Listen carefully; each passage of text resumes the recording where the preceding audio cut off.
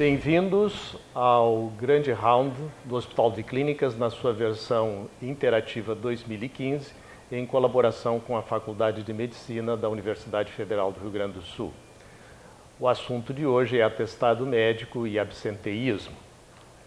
Nós convidamos para esse programa os professores Francisco Arcego de Oliveira e Álvaro Crespo Mer, ambos professores do Serviço de Medicina Ocupacional do Hospital de Clínicas. O atestado médico é um ato médico e tem várias implicações com relação ao absenteísmo e à qualidade de vida das pessoas. Professor Álvaro, como você define essa questão da importância do atestado médico e a repercussão na vida das pessoas? Vocês que têm tanta experiência em ambulatório e no atendimento dos pacientes aqui, dos nossos funcionários do Hospital de Clínicas. Eu acho que essa é uma questão importante, porque envolve uma prática médica que normalmente não está muito formada ou preocupada com essa questão, né? O absenteísmo ele tem um conceito genérico que é a falta, né, do indivíduo, a falta do trabalhador no seu ambiente de trabalho é uma coisa imediatamente visível. Talvez o professor Francisco possa contar um pouco, né, com a experiência dos 6 mil funcionários aqui do hospital e do serviço que ele dirige, como é que funciona essa questão aqui. Eu acho que a discussão é oportuna no sentido de mostrar a complexidade da questão do atestado médico e do absenteísmo. Uma coisa leva a outra.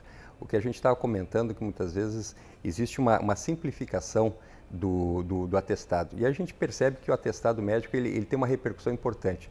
Para a empresa, por exemplo, o funcionário que não está trabalhando, ele acaba diminuindo a produtividade da empresa ou da instituição como um todo. Isso tem consequências importantes. Mas as outras consequências relacionadas a isso, em primeiro lugar, o fato do funcionário, do trabalhador estar doente e por isso ele ter atestado, ele causa por si só sofrimento. Obviamente uma coisa muito específica ligada a esse momento.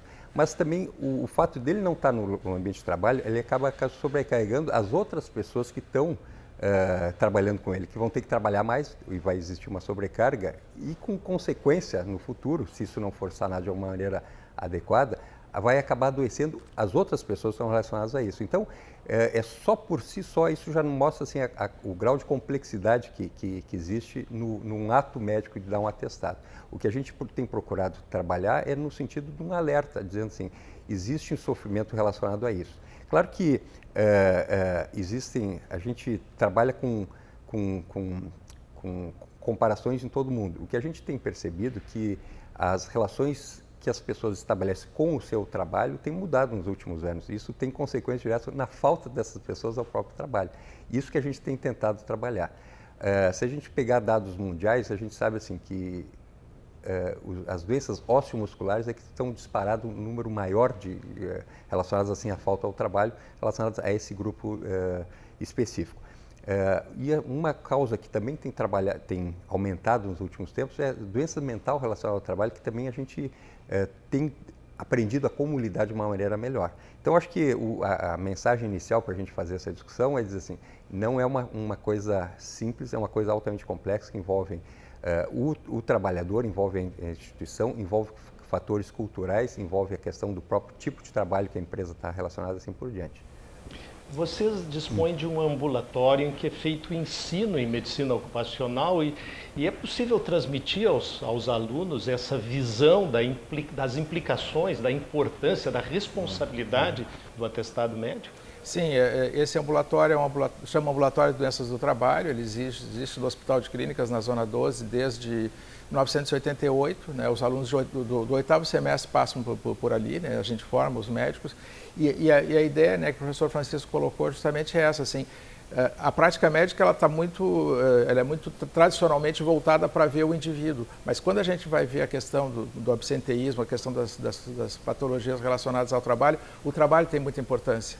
Então, é fundamental que se consiga levar em consideração essa questão do trabalho. O indivíduo não vai para o trabalho como ele vai para qualquer outro tipo de atividade, como ele vai para o supermercado, para o bar da esquina, né, como se brinca, né? Mas ele vai dar sua contribuição, ele vai tentar enfrentar uma realidade que ele vai ter que transformar, etc., e ele vai se transformar.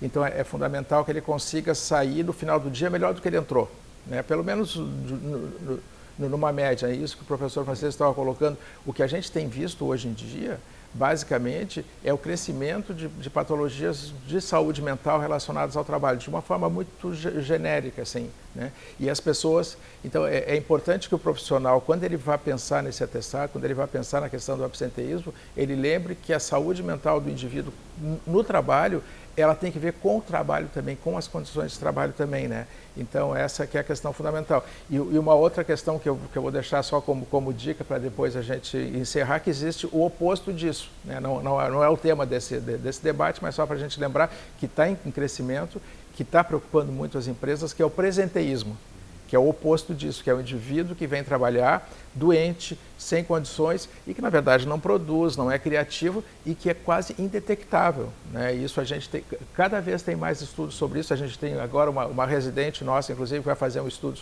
sobre isso, o seu trabalho de conclusão de curso. Esse é um dado muito interessante. Vocês têm observado ao longo do tempo uma mudança no grau de satisfação das pessoas com relação ao trabalho? Isso parece que, paradoxalmente, às vezes, apesar das condições de trabalho irem melhorando, o grau de satisfação parece que vai diminuindo. Isso é uma sensação que confere com a experiência de vocês ou não? A gente pode falar um pouquinho aqui da experiência do Hospital de Clínicas. É uma instituição grande, são 6 mil funcionários. Se a gente vai dizer assim, o absenteísmo, a gente tem uma taxa de absenteísmo no hospital que é um dado bem documentado, só que se a gente começa a fracionar esse dado, a gente percebe assim que não é igual a toda instituição. Obviamente tem setores, por exemplo, que são mais sobrecarregados em função até do próprio tipo de trabalho. Então, por exemplo, lavanderia, higienização, a própria engenharia tem um tipo de falta ao trabalho relacionada ao tipo de trabalho realizado. Diferente, por exemplo, de um grupo de pessoas que trabalham no escritório, trabalham com pesquisa, o índice de falta ao trabalho é muito baixo. Claro que isso está relacionado o tipo de relação que ela estabelece com o trabalho, satisfação e tudo mais. Claro que o que a gente diz assim, a situação ideal de zero absenteísmo é que tu tem um funcionário cumprindo a jornada de trabalho, feliz e contente, sendo realizado pelo que ele faz, tendo prazer pelo aquilo que ele realiza no dia a dia, no seu ambiente de trabalho. Essa é a situação ideal. Infelizmente, existem conflitos que envolvem justamente uma percepção que algumas vezes é muito subjetiva, como é que isso se dá. Então, em termos como eu estava dizendo, assim, buscando responder a tua pergunta, assim, a gente tem que procurar analisar isso de maneira um pouco mais detalhada. Em termos assim de buscando soluções, isso que a gente tem tentado implementar é que envolve, em primeiro lugar, um sistema de vigilância disso. Vigilância não no sentido de fiscalizar quem é o funcionário que está faltando, tal, mas no sentido de dizer assim, identificar onde é que estão os problemas e onde a gente pode trabalhar. No sentido de dizer assim, reverter situações adversas de trabalho. Isso, felizmente, por exemplo, aqui no hospital, a gente tem trabalhado e identificado muito claramente equipamentos ou práticas que estavam inadequadas que foram revertidas. Mas mesmo assim, e que há investimento do próprio hospital nisso, a gente ainda percebe que não conseguimos atingir o nível zero, esse que estamos pretendendo. Talvez seja utópico, mas é uma forma de pensar em trabalhar objetivando esse futuro.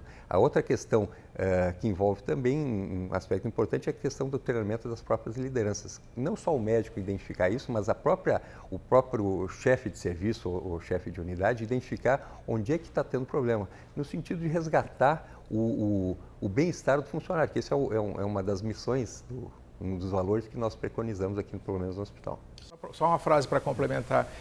É importante que as chefias, né, nesses espaços de trabalho, entendam que o indivíduo não vai para o trabalho só por causa do salário. Ele vai para o trabalho atrás de um reconhecimento da qualidade do que ele faz, etc. Isso muda completamente as relações de trabalho, dá uma qualidade melhor do trabalho, uma satisfação, e nem sempre essas chefias elas percebem isso.